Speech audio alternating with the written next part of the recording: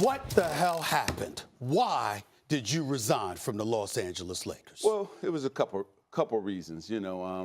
First of all, let me thank Jeannie Buss for the opportunity first.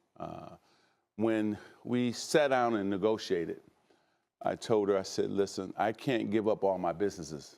I make more money doing that than becoming the president of the Lakers. So you know that I'm going to be in and out. Is that okay with you? She said, yes. I said, do I have the power to make decisions? Because that was important for me to take the job as well. She said, you have the power to make the decisions. So I said, okay, let's go do it. She said, I'm going to put you with Rob Pelinka, because I didn't know Rob. So she put us both together. First year in, it was tremendous. I wanted the strategies to be, let's get up under the salary cap, because we were way over the salary cap. And I said, let's trade some people, get some draft picks, so on and on. D'Angelo, great guard, but had a problem when Shaggy P and Yes. the whole thing went down. So I knew I had to get him out.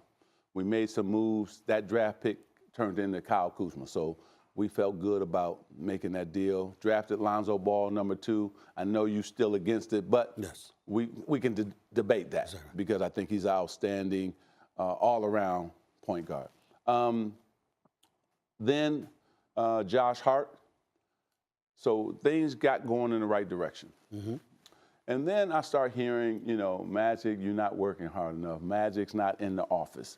So people around the Laker office was telling me Rob was saying things. And Rob Pelinka. Rob Pelinka. And I didn't like those things being said behind my back, that I wasn't in the office enough, and so on and on. So I started getting calls from my friends outside of basketball saying those things now were said to them outside of basketball. Now, not just in the Laker office anymore. Now it's in the media and so on. And these are people you trust. Exactly.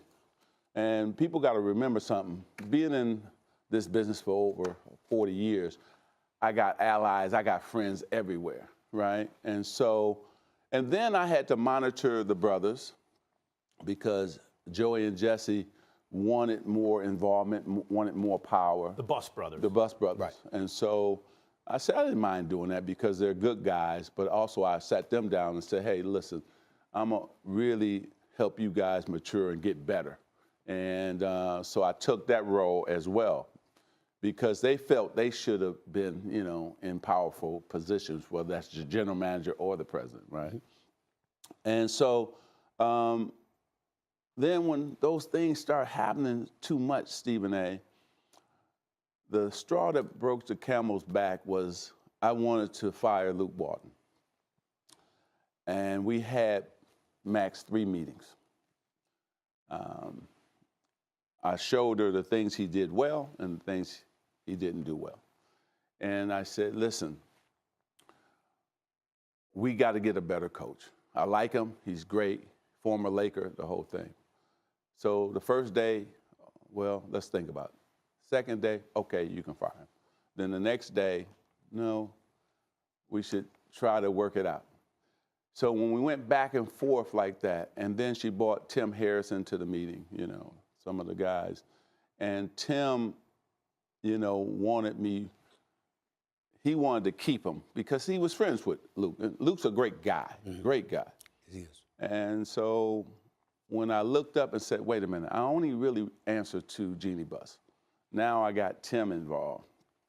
And I said, it's time for me to go. I got things happening that was being said behind my back. I don't have the power that I thought I had to make the decisions. And I told them, when it's not fun for me, when I think that I don't have the decision-making power that I thought I had, then I got to step aside.